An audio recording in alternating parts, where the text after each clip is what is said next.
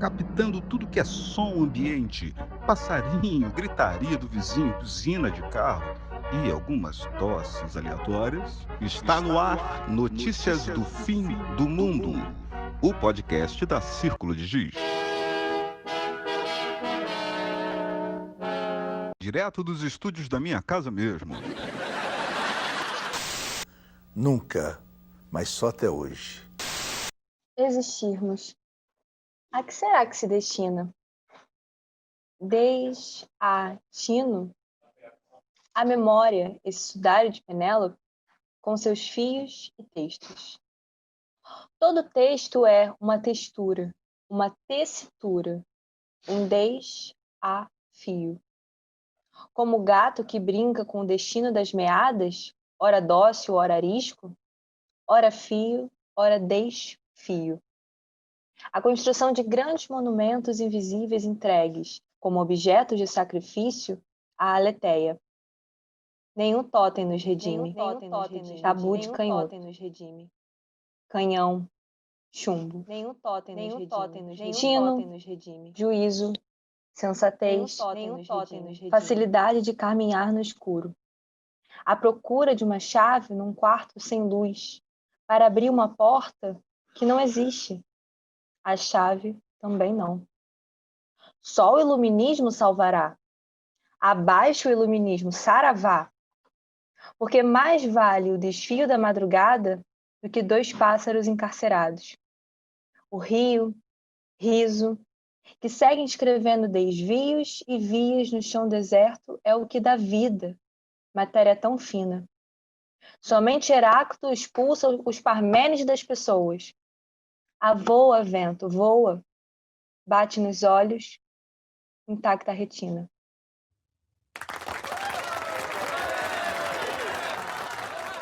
Sendo o nosso primeiro podcast, Notícias do Fim do Mundo.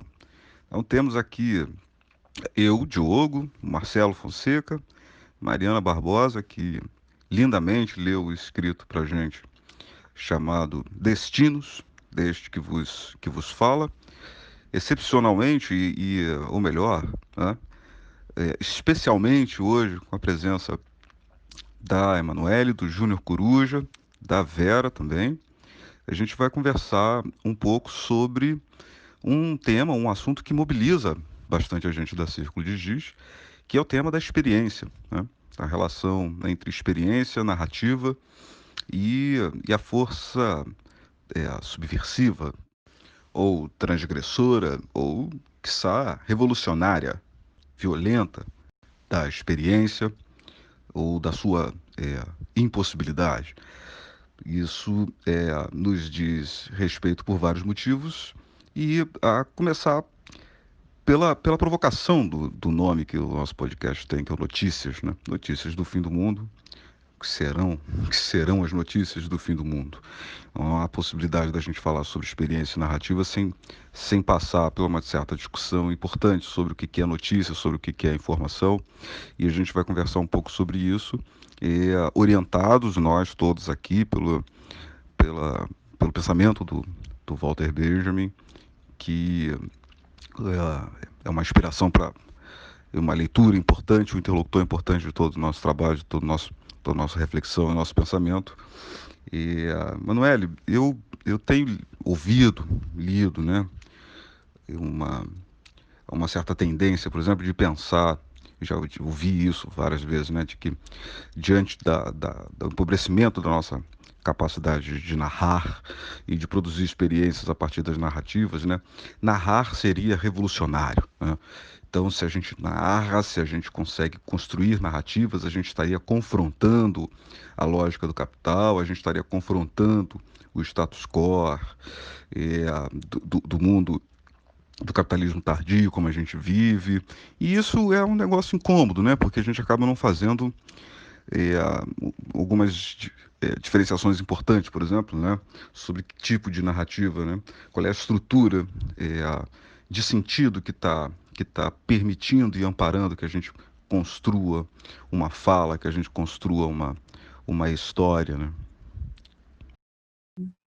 o que me chama atenção muito nesses textos e nos conceitos de experiência que o Benjamin explora, no que eu entendo, né, a partir da leitura que eu faço do Benjamin, ele não está falando de qualquer experiência ou de qualquer narração ou de qualquer processo, no sentido de que qualquer experiência ou qualquer narração dessa experiência seja revolucionário.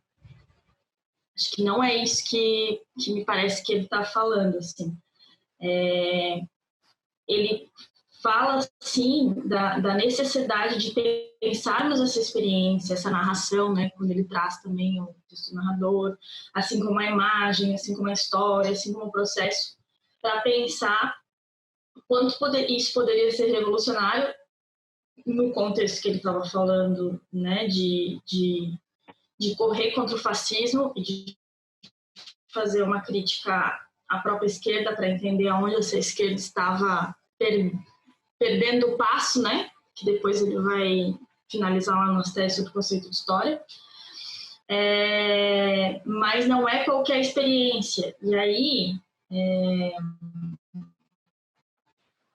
eu acho que, para mim, que estou num contexto também da arte e da pesquisa, né?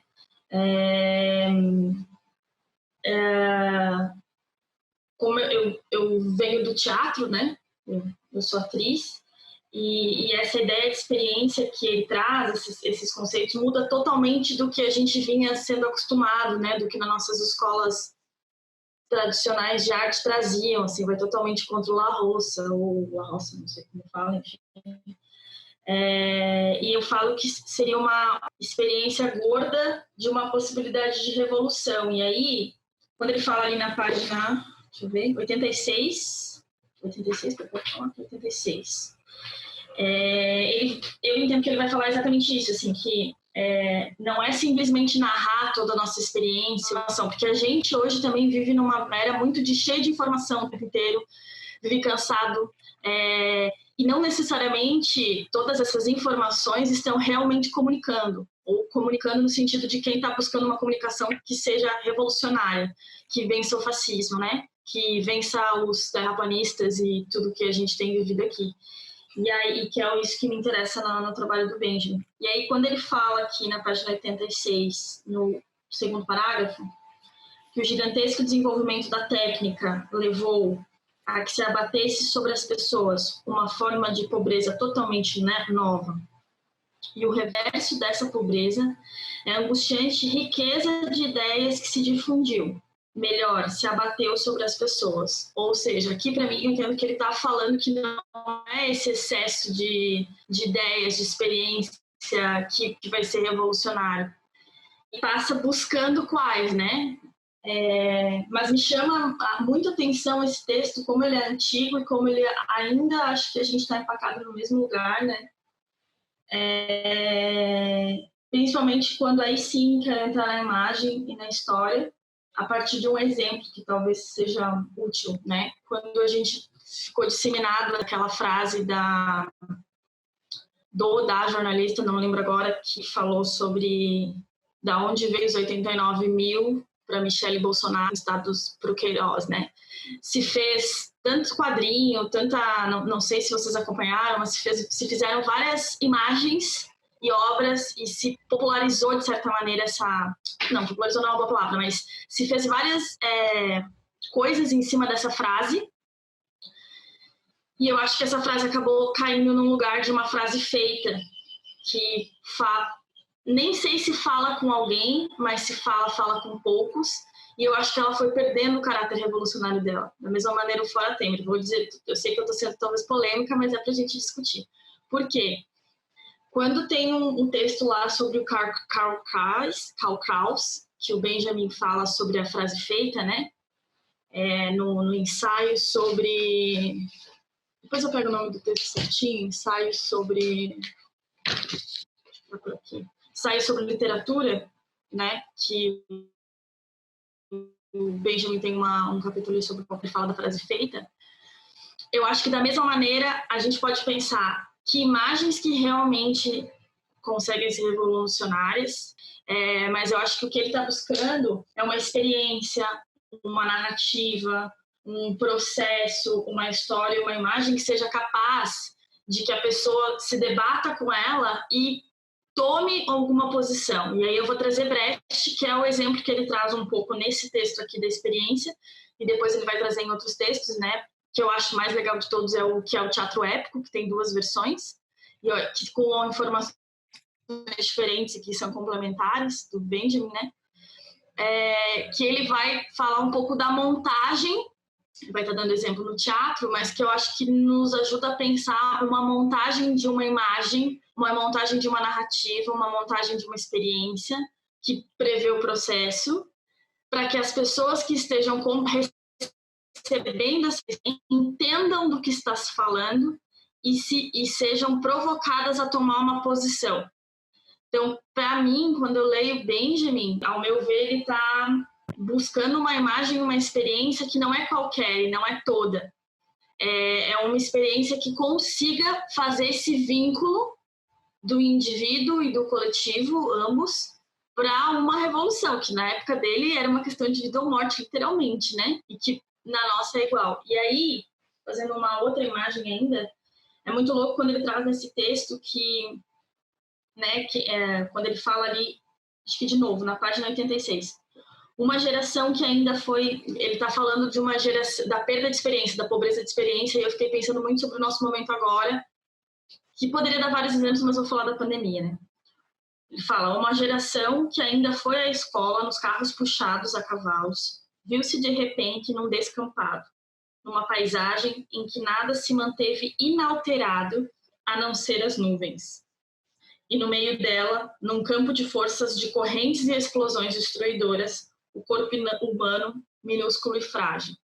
E tem uma coisa que daí acho que o Didi Huberman explica, eu gosto dessa explicação do Didi Huberman, pelo menos, eu sei que tem gente que não, mas eu gosto, de quando ele traz quando as imagens tomam posição, falando um pouco da obra do Benjamin, que é exatamente isso, nem toda obra vai tomar posição, nem toda imagem consegue, e hoje, por exemplo, talvez quando aquela fase da Michelle Bolsonaro surgiu, ela causou um impacto naquele momento e conseguiu talvez naquele momento fazer alguma coisa, mas no reprodutível dela e da maneira para onde ela foi levada, ela já dialoga só com a bolha, se é que dialoga com a própria bolha, ela não estoura mais a bolha. Da mesma maneira o Fora Temer e milhões de coisas. E eu acho que pra gente, assim como pro Benjamin na época, é não só crucial, mas é vital que a gente consiga construir experiências que sejam revolucionárias, seja pela arte, pela psicologia, pelo direito, enfim, pelo jornalismo, pela comunicação. E esse é o nosso grande desafio, né? Então, acho que, enfim, quis compartilhar um pouco do como eu tinha percebido. Opa! Manoeli, muito legais aí suas considerações. Pensei uma opção de coisas aqui, né? Enquanto você ia colocando aí suas visões e compartilhando também algumas leituras, né? Primeiro, assim, né? Fico imaginando se de fato, né? Essa frase, né? O quanto que a difusão dela, de uma certa forma, pode produzir, por um lado, um certo esvaziamento, né? Sem prejuízo, entretanto, né? Você vê que quando a pergunta, que depois vira meme, né, é formulada pessoalmente, né, ao asno, com perdão da ofensa ao animal, que conduz a nação ou não, nesse momento, né, aí fica uma pergunta derivada do tipo, a reação dele afinal, fruto aí dos problemas psicológicos dele, né, enfim, do tipo de psique alterada, né, que ele exibe. Ou pode ser também ainda um dado de potência desse questionamento, a ponto dele querer apagar. Né, dele não querer que o repórter formule, na medida em que o ameaça ali, quando ele formula a pergunta, né, em primeira pessoa, frontalmente. Né? Uma coisa assim, né, que fica muito patente nesse texto, né, do Didi Huberman, é que ele faz uma pesquisa ali sobre os campos de concentração, Auschwitz, e uma galera, né, que está dentro do próprio contingente judaico, né, aprisionado nos campos, que era o Sonderkommando, né? O que era o Sonderkommando? É o pessoal judeu que estava encarregado ali de se livrar dos restos, né, cinzas ou cadáveres, né, dos seus próprios compatriotas mortos nas câmaras de gás no campo de concentração, né? E há um controle muito rígido por parte do alto escalão, né, alemão sobre essas imagens, né? A gente só conhece essas imagens e boa parte, né, da própria resistência ao nazismo se acirra na medida em que se toma conhecimento dessas imagens que vazam, né, de uma maneira até heróica, né? Alguns desses próprios integrantes aí desse Sonderkommando de alguma forma conseguem, se eu não me engano, o primeiro filme que vaza para fora aí dos campos de concentração, ele vai dentro de um tubo de pasta de dente, eles conseguem despachar, né, esse filme, esses negativos, e aí depois as imagens são reveladas e vão aí ser um testemunho, né, de uma barbárie que são esses campos, né, de concentração. Então, por isso, imagens, apesar de tudo, né, para além da tentativa, né, de se abafar a narrativa, por exemplo, e a experiência de um massacre, né, você vê que isso amedronta, né, isso tem uma certa potência, pelo menos. Não vou falar de poder, vou falar de potência, né, porque às vezes a efetividade também pode passar um pouco longe, né, enfim, da questão que está sendo colocada. E só fechando brevemente, né, a primeira reação que eu tive, né, uma nota que eu tomei muito fortemente enquanto discutia na aula de mestrado no passado, que percorria Imagens Apesar de Tudo, era que os judeus, né, eles elaboraram uma palavra para o holocausto deles, né, a palavra Shoah, né, que descreve o holocausto. Não vou dizer, tá, que a mera elaboração de uma palavra para descrever um massacre torna você capaz de reagir a ele, enfim, quer imediatamente, quer através de uma memória que vise, entre outras coisas, a prevenção de uma repetição disso. Mas eu fiquei, por exemplo, pensando, né, caramba, como que é para a gente, né, nas culturas afro-ameríndias, por exemplo, né, ou melhor, separando até, as culturas da diáspora africana e as culturas indígenas, né? Como que é na língua deles, dessas populações dizimadas ou, enfim, espalhadas mundo afora por um regime de escravização, como que é esse nome, né, desses massacres, desses genocídios, assim? Como que pode ser importante uma tomada de consciência, né? Enfim, e uma nomeação também dessa barbárie a partir das próprias populações que passam por isso. Adorei a tua fala, Emanuele. Gostei muito. Assim, eu acho que você coloca alguns problemas bastante centrais, né? Eu vou começar pelo elemento mais episódico a comentar nos termos do que me motivou a tua fala. E depois eu vou fazer uma observação em cima do que o Coruja disse. Essa coisa esse exemplo que você pegou, tópico, né? Dos 89 mil, entendeu?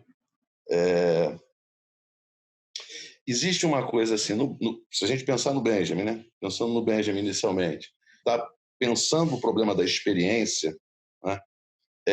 Ela se dá no estético. Note bem, eu não estou falando de estética como campo da filosofia de produção, não. Estou falando do estético como fenômeno estético.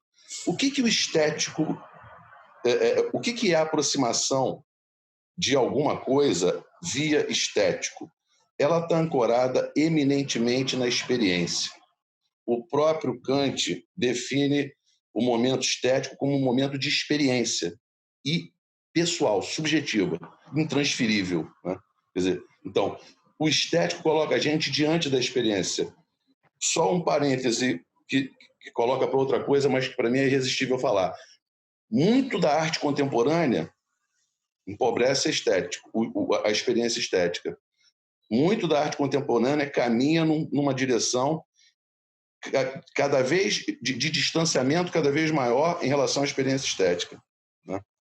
E, curiosamente, eles fingem o tempo todo que estão querendo fazer experiência, né? Bota o sujeito no meio do evento, do acontecimento, né? Eu vejo muito mais a promoção de vivências miseráveis do que de experiência.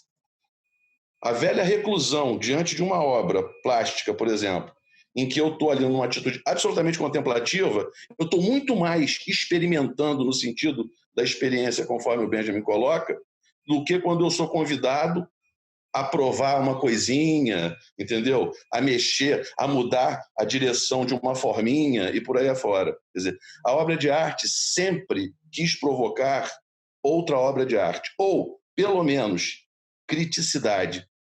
Aquela questão que você coloca de revolução, no Benjamin da tese de doutorado, e eu acho que isso se mantém subrepticiamente ao longo de todo o pensamento dele estético, o que a ideia de reflexão como elemento central da obra de arte coloca?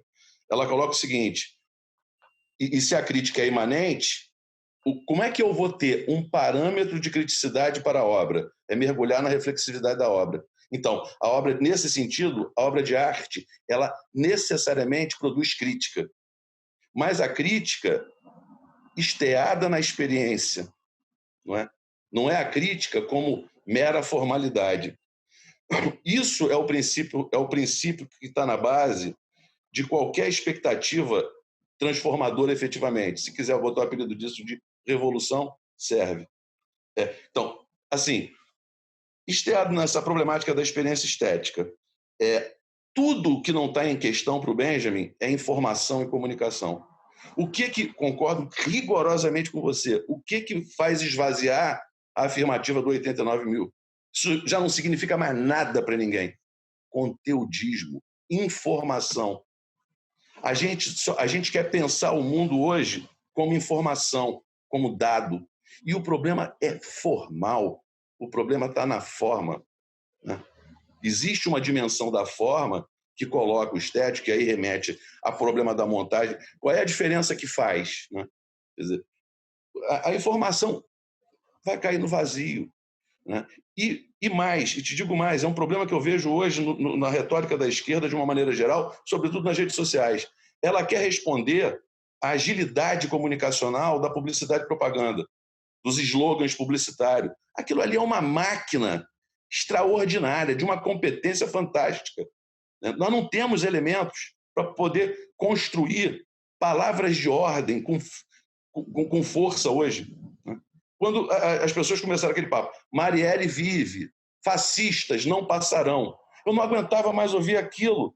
Fascistas não passarão. Os caras já estavam lá, já tinham passado, já tinham derrubado a presidente, estavam já arrebentando com a gente, estavam fazendo reforma da Previdência, os caras falam, não passarão. O que esses caras estão querendo dizer com isso?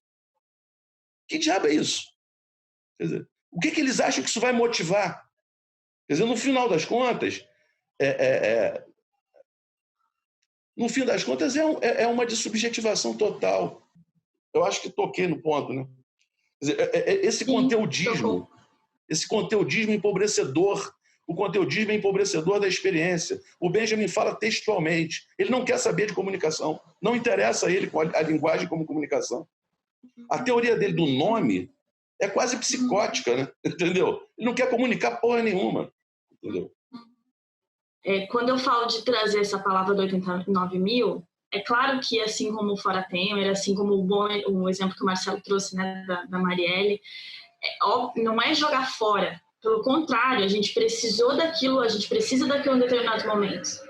Mas acho que a nossa tarefa como historiador, como pesquisador, como artista, como, enfim, quando a gente está falando com o Benjamin, né? Quando a gente está construindo uma história, seja a partir de que função eu tenha, se eu sou atriz, se eu sou direito, se eu sou, enfim, independente da função que eu tenha, mas da nossa tarefa enquanto sujeito histórico, que é sempre buscar lutar contra esse fascismo, né? Que continua ganhando, né? A gente não venceu ele, eles não passarão, eles continuam a passar, como diz o Marcelo, né?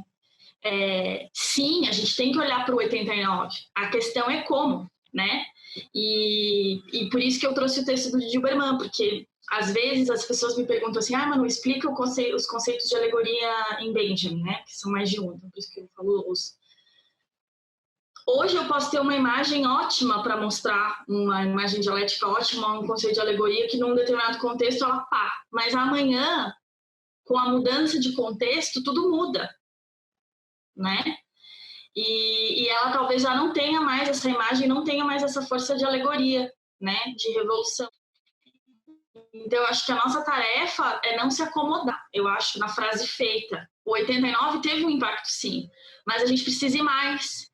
E eu sinto que, em sua maioria, a gente ainda está falando com o nosso umbigo, ainda está caindo nas mesmas... no confortável, assim. Aí, por isso que eu trouxe o texto do Krauss, né, que ele fala da necessidade da gente se implicar, a nossa experiência, a nossa história, o nosso corpo se implicar. Como que eu consigo construir uma imagem, um texto que me implique dentro dessa situação política histórica e que faça implicar quem está testemunhando essa história, quem está recebendo, quem está ouvindo, quem está lendo, quem está vendo, né? E que não tem receita pronta, como o Marcelo falou. Às vezes tem uma obra que você está olhando e ela está te provocando muito mais enquanto desta revolução que estamos falando. Claro que eu sou da interação, ainda mais teatro, né, Marcelo? Adoro uma interação. Mas é isso, não é necessariamente, não tem uma receita. Ter ou não ter interação, usar ou não usar o 89. É o como eu uso. Eu achei legal que o Júnior trouxe ali a questão da Shuá um pouco, que o Marcelo falou do nome, que os dois estão ligados com a teoria do nome que o Benjamin trabalha, né? E que ele traz muito da mística, da cabala e de outras tradições também, né? Nesse texto da experiência ele até cita, né? Que a gente está pobre de experiência com a regressão da astronomia, com a regressão da yoga, com a regressão da gnose, e está reconhecendo ali que esse tipo de experiência trazida por essas místicas, eu não vou falar religiões, eu vou falar espiritualidades ou místicas, provoca um outro tipo de relação de tempo, um outro tipo de relação com o espaço, né? E eu acho que o Marcelo trouxe uma pista interessante também, quando ele fala assim dessa nossa... Eu não vou falar da esquerda ou dos outros, eu vou me implicar, né? Quando a gente quer responder rápido na mídia social, né? Quando uma questão muito escabrosa é colocada, e sim, necessariamente, talvez a gente precise pensar em outro tempo, outro espaço, se dar outro tempo, outro espaço, né? E precisa quebrar também uma coisa que eu acho mais... já tive choque, já achei assustador, e agora eu já estou na fase depois do choque, que é tentar lutar contra, que é essa falsa ideia que a gente carrega, a gente, quanto a maioria do coletivo, independente da sua posição política, acredita que a rede social é um espaço livre, que não é, a gente sabe que não é, que o que eu coloco ali vai para determinadas pessoas, né, por logaritmos, por várias coisas, que existe uma censura, existe um recorte, né, saiu agora trocentas imagens, histórias, né, inclusive do Instagram e tal, e eu faço essas experiências às vezes. Dependendo do que eu posto, eu fico olhando a visualização. Às vezes, eles, dependendo do que for, eles diminuem, eles cortam o círculo. E a outra coisa é que a gente, que eu acho cada vez mais escabroso, é que sim, a comunicação tem um problema, mas tem uma função, né? O jornalismo, por exemplo, e o que a gente vive hoje é o resultado de uma eleição feita em cima de um WhatsApp, de fake news, e eu não estou falando isso só para quem votou em quem ganhou ou não. Estou falando isso para todo mundo, porque eu tenho percebido cada vez mais o quanto as pessoas não estão acompanhando nada, nem Globo, nem nada, nem lendo, nem... como é que você ficou sabendo? Inclusive por conta da pandemia, né? As pessoas cessam, elas só estão acessando o WhatsApp. Você falou uma palavra aí, eu tenho essa coisa... Eu, às vezes, me agarro numa palavra porque eu acho que ela condensa um monte de coisa. Você falou quando a gente sente necessidade de uma resposta urgente e a gente corre para a mídia social. Essa urgência é sintomática, esse sintoma, tem valor de sintoma. Quando a gente quer responder no regime de urgência, a gente está rigorosamente capturado pelo tempo da dinâmica do capital. A gente precisa... Uma das estratégias políticas que a gente tinha que ter em mente hoje é o seguinte: como é que a gente desacelera esse tempo? Se a gente, toda vez que a gente tentar responder no regime da urgência, a gente vai perder. Nós não temos instrumento para lidar com essa urgência, inclusive porque o capital, é curioso, ele não opera tão assim no regime da urgência quando você pensa em termos de ideologia. Por exemplo, o neoliberalismo começou a ser tramado nos anos 30, começo dos anos 30. A primeira teorização que aponta para o neoliberalismo, ela está no começo dos anos 30. Toda uma ação que esses caras têm na América Latina, você percebe, na verdade, um trabalho sistemático, entendeu? Que tinha uma meta, um objetivo, durante mais de 50 anos, para fazerem o que eles estão fazendo agora com a gente. Eles estão atentos, muito atentos a isso. Quer dizer, o capital ele tem uma coisa que é uma diferença do modo de funcionamento, sobretudo da esquerda do pós-guerra, de uma certa tendência da esquerda do pós-guerra que acabou sendo vitoriosa, né? Um amigo estava me falando ontem uma coisa curiosa. Na época áurea do PC italiano, né, quando o Gramsci estava em cena e tal, se você se alinhar, ser aceito no partido, você tinha que ser fodaço, entendeu?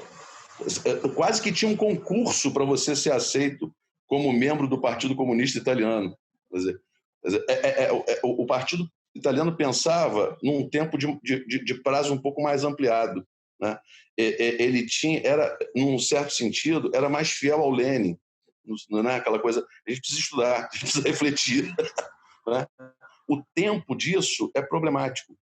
A gente não pode confundir a requisição do Benjamin no último escrito de que nós fundemos o estado de emergência com o tempo de urgência que nos é colocado pelo jornal, pelo circuito noticioso, né? A urgência é inimiga da experiência. Ela é inimiga da experiência. Como é que é esse tempo? Ai, Marcelo, essa coisa, você e a Emanuele me fizeram pensar milhões de coisas aqui, né? Minha cabeça está borbulhando. E eu estou pensando um pouco na clínica, né? Com essa questão do excesso da imagem, por exemplo. Então, você tem um sujeito que ele é mergulhado em imagens, mas esvaziado de linguagem. E a gente já começa a ouvir isso na clínica. Então, assim, eu lembrei de um texto, de um trecho do texto do Benjamin, que é: o tédio é o pássaro de sonho que choca os ovos da experiência. O menor sussurro nas folhagens o assusta. E a gente já escuta isso na clínica, né? Ah, como eu queria ter uma rede social com aquelas imagens, daquele jeito, daquela forma. Um sujeito que ele não experimenta o tédio, ele não experimenta... Eu fico pensando nessa sobrecarga da imagem, que esse sujeito já acorda olhando, já vai dormir olhando e não para de olhar nunca. E os efeitos subjetivos disso, porque tem um esvaziamento colocado aí na narrativa desse sujeito que não tem tempo nem para pensar e nem para elaborar esse excesso de coisas que ele consome diariamente. Enfim, não tem nada organizado na minha cabeça, mas vocês me fizeram pensar isso, que é o que eu tenho escutado muito na clínica, né? Enfim, como é que é o processo para esse sujeito, né? Como é que é o processo da experiência para esse sujeito que não tem tempo e que não desconecta nunca, né? E que não para nunca de consumir imagens em excesso. E o empobrecimento da linguagem. Então, assim, se eu quero falar que eu te amo, é complexo falar que eu te amo, né? Assim, e agora eu reduzo isso a uma imagem, a um coraçãozinho. E é isso, assim, é assim que eu digo que eu te amo, né? Enfim, vocês me fizeram pensar nesse sujeito mergulhado de imagens e, ao mesmo tempo, empobrecido de linguagem, de narrativa, né? De tempo para experimentar. O que é o tédio, né? Não tem tempo para o tédio. Não tem tempo para o processo. É um tempo capturado, cronometrado, enfim. Deixa eu só te fazer uma observação, Vera. Desculpa eu me referir a um escrito meu, mas tem uma coisa que eu publiquei há um tempo atrás, que o título é Civilização da Legenda. É uma leitura do próprio Benjamin, né? Quer dizer, existe esse excesso de imagens, mas a imagem não fala conosco como imagem. Ela fala esteada na legenda. O Benjamin, ele termina o texto dele da história da fotografia falando o seguinte, que a legenda ela é um elemento que introduz um dado de literalidade na fotografia que aparece no noticiário, né? Que aparece no circuito jornalístico. E ele termina dizendo o seguinte: o perigo é se a legenda vencer, mas quem venceu foi a legenda. Essas imagens não falam para nós a partir do que elas nos mostram. Elas falam, o sentido já vem completamente amarrado no âmbito da legenda. E quando eu penso em legenda, existe a legenda literal que está ali no jornal. Mas existe todo... É uma imagem que já vem toda falada, né? Ela chega para a gente falada. Ela é muito mais... eu ia dizer icônica, mas não é exatamente icônica, porque ela vem esteada por um texto que lhe dá o sentido, que lhe confere sentido. É o clichê, no fundo. É esse coraçãozinho que você estava falando, desses emotionzinhos, né? Quer dizer, no final das contas, se a função de ver ela é agenciada até dizer chega no processo, o olhar é afastado. Uhum. Né? Pois é, você me fez pensar, por exemplo, na criança, né? Se uma criança, quando você está chorando, vivenciando uma emoção forte, você pode se acalmar com o tempo, você pode se acalmar a partir da voz do outro, do olhar do outro, da fala do outro, e aí você vai se acalmando, pensando na criança, né? E eu fico observando, né? Porque acho que, não sei se é mania de psicólogo, né? Você está nos espaços, você acaba observando, assim, aquilo te atravessa, aquele é teu material, tá na clínica, enfim. E você vai observando como tem um empobrecimento dessas narrativas também, né? Então a criança chora, alguém coloca um celular na cara dela com uma imagem gritante, ela colorida, e ela para de chorar. Ela engole o choro, capturada pelaquela imagem. E aí eu penso no processo, né? Não tem processo nessa criança que cala o choro porque ela foi capturada pelo colorido daquela imagem? Como se dá esse processo aí, entende, Marcela? Essa diferença dessa criança que vai se acalmar através da voz do outro, do cheiro, de uma música, enfim, de uma narrativa, e da criança que se cala por conta de uma imagem, entende? Enfim, vocês estão me fazendo pensar essas coisas. Que está na concepção de dispositivo do Agamben, né? E na relação com o sujeito. Ele vai dizer o seguinte: os dispositivos hoje não formam subjetividade. A subjetividade ficou larvar. Me parece que o que você está colocando, Vera, joga a gente direto dentro do núcleo dessa problemática. Eu lembrei daquela música do Secos e Molhados. Eu não sei dizer nada por dizer, e por isso eu escuto. Mas me parece ser também uma fetichização quase sem limite da opinião, né? Ou seja, talvez uma certa dificuldade hoje seja a dificuldade da escuta, né? A escuta que lá para o Heidegger é a base do logos, né? Só pode ter logos se houver escuta no Heidegger. Não vou botar o Heidegger em cena, não. Mas a ideia... Tá, já coloquei, né? A ideia, a escuta como colher e recolher o mundo, né? Colher e recolher a diversidade, a alteridade, né? Manoel, perdão, só duas perguntinhas rápidas para que não se perca aqui, para o Diogo ainda. Diogo, nesse sentido, o que seria falar? Né, eu fico perguntando aqui, né, na verdade, estou perguntando para mim mesmo, né, nesse contexto todo que você coloca, né, o que seria falar? Número 1. E número 2... não, é isso. O que seria falar nesse contexto? Perdão, é só para não deixar a pergunta ir embora. Talvez o Marcelo esteja mais capacitado para falar disso teoricamente. Assim. O Lacan tem uma distinção, né, entre falar, que seria uma fala que engaja o sujeito, e um falatório. Né? Então, nem toda fala é uma fala significativa. Enfim, essa fala que engaja o sujeito pode ser também uma conversa sobre o tempo, tá? E aí vai chover, e dali você tem... Não é com relação ao conteúdo dela, mas o quanto que tem esse elemento eu acho que a expressão melhor é essa, assim, do engajamento do sujeito na sua fala, ou quando é uma fala para preencher o vazio, né? ou seja, é uma fala para ir ao encontro do vazio, essa fala no sentido desse trabalho de elaboração, é uma fala para preencher o tédio, botando ele no circuito da monotonia, né? Que é a distinção que foi levantada, né? Esse tempo da mera repetição, é um tempo infernal, né? Isso tá no Borges, isso está no Benjamin, né? É uma das poucas imagens que eu gosto do Lévy, do Michel Lévy, né? Quando ele fala de como é que isso para o Benjamin aparece, esse tempo da monotonia, como um tempo da infernal, de uma repetição infernal.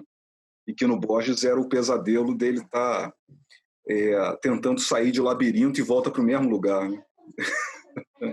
É o andar para não sair do lugar também, né? Eu acho que tem um correlato aí, Coruja. De repente, na distinção que o Benjamin faz entre caminhar ai, caramba, entre viajar e turismo, né? Entre viagem e turismo, que é uma distinção que o Agamben retoma, entre caminhar, entre a rua e o caminho, é isso, a distinção entre rua e caminho, né? Porque a rua, o andar se dá dentro do dispositivo, né? Enquanto toda a rua e, portanto, toda a arquitetura, ela é construtora toda a arquitetura e urbanismo, elas são construtoras de dispositivos, né? Enfim, eu acho que essa é também uma distinção que pode ser pensada analogicamente em termos da própria fala, né? O falatório e a fala que engaja um sujeito. Complemento só dizendo que na nossa época, né, talvez mais especialmente que no início do surgimento aí desse jornalismo corporativo, a opinião se tornou uma mercadoria, né, tão mercadoria quanto qualquer outra coisa, né? A opinião se tornou tão passível de fetichização, né, enquanto mercadoria quanto qualquer outro item. A opinião virou opinião prêt-à-porter, né? A gente está viciado em comprar o troço pronto. Uma das dificuldades que a gente tem de dar aula, quem dá aula aí sabe disso. De uma maneira geral, 99 em 100 alunos querem pagar a gente para ser o leitor de texto do aluno, entendeu? A gente não consegue dar aula, porque o cara não quer produzir, ele não quer trabalhar ali dentro, né? Sabe? Ele não entende que ele tem um trabalho a fazer ali. Então, ele quer, na verdade, que você dê pronto para ele uma opinião, uma técnica, uma estratégia que ele possa sair dali imediatamente usando. É fruto, né, Marcelo? Assim, a gente pode falar, inclusive, que é um sintoma social, né? Esses dias eu plantei uma flor, né? Ia dar flor, plantei aqui no meu jardim, na porta de casa. Cara, quando deu flor, alguém passou e pegou. Falei, e aí eu sentei com o Gabriel para explicar para ele o que era isso, por que aquela pessoa pegava aquela flor pronta, né? Porque ela queria flor, ela queria a parada pronta já, né? Todo o processo até chegar ali é isso, né? A mesma coisa da sala de aula. Agora aqui, deixa eu só falar uma última coisinha, gente, esse encontro é muito bom. Queria muito agradecer a vocês. Nossa, fiquei pensando nessa coisa do conteudismo, né, que o Diogo falou, e eu não atendo crianças na clínica, né, mas eu convivo com uma criança, né, eu crio uma criança, tenho um filho de 9 anos e estou imersa nesse mundo online, das aulas online, né. E eu fiquei pensando muito na tensão que está colocada aí com essa questão da experiência, porque os próprios pais cobram da escola um excesso de conteúdo e que tenha um horário amplo para que a criança fique na frente do computador sentada, por exemplo, de 7h30 até meio-dia, assim, né? Crianças de 4, 5, 6 anos. Então, na reunião de pais, quando eu comecei a me colocar e a falar o que essas crianças vão ter para narrar, qual o tempo que elas têm para processar tudo isso que elas estão vivendo, você é uma pessoa estranha, né? Porque como assim? A gente quer mesmo, a gente paga a escola para que a criança fique sentada absorvendo o conteúdo, né? E aí é uma coisa que tem me feito pensar muito durante a pandemia, assim. Inclusive, o que essas crianças terão para narrar no final disso tudo, né, gente? Porque tem um excesso de informação e de conteúdo muito grande e um corpo, né, imobilizado diante da tela. Então, isso é uma questão interessante para a gente pensar a experiência também, eu acho. A narrativa não é coletiva nunca. A narrativa é singular, né? A narrativa chama a gente para um campo de singularidade. Eu acho que ela coloca a gente diante de alguma coisa muito próxima da experiência analítica, né? De divã. Agora, isso não é um movimento tranquilo, né? Isso não é melhor dizendo, isso não é pacificado, né? É preciso, é preciso um confronto, é preciso uma raiva, de repente, se a gente pensar isso mais em termos políticos, mas esse é um movimento violento, né?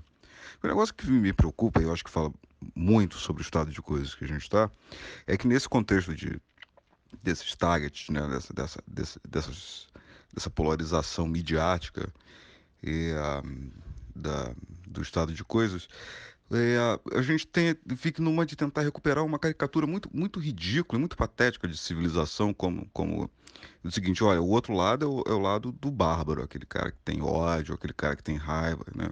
Nós somos ponderados e tudo mais. Isso é um equívoco complicadíssimo nesse negócio, né? Em que medida isso a história se repete pela segunda vez como farsa, né?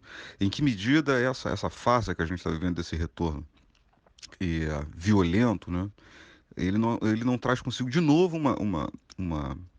um teor de verdade que já tinha sido visto no século passado, que é o ódio das massas, né?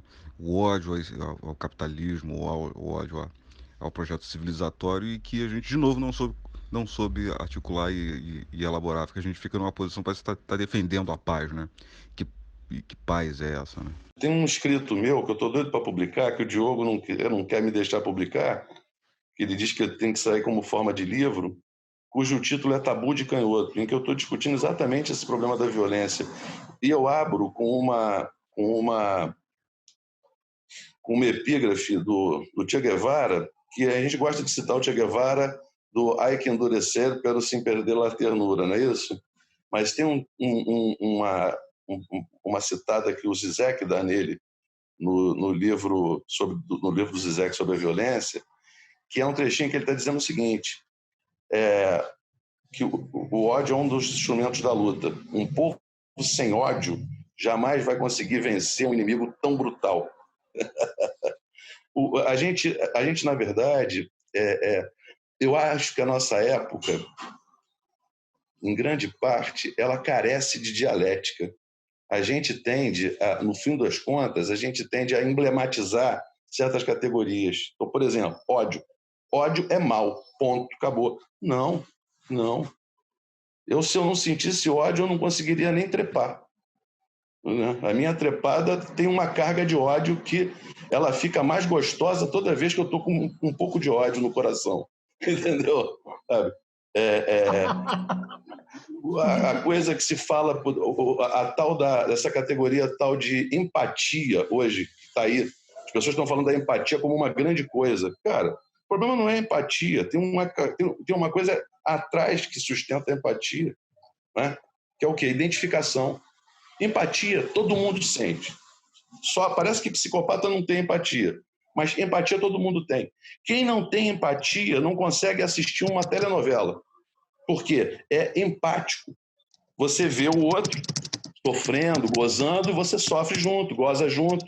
A questão é a seguinte: qual é o sinal de mais ou de menos que você coloca diante do que você está presenciando?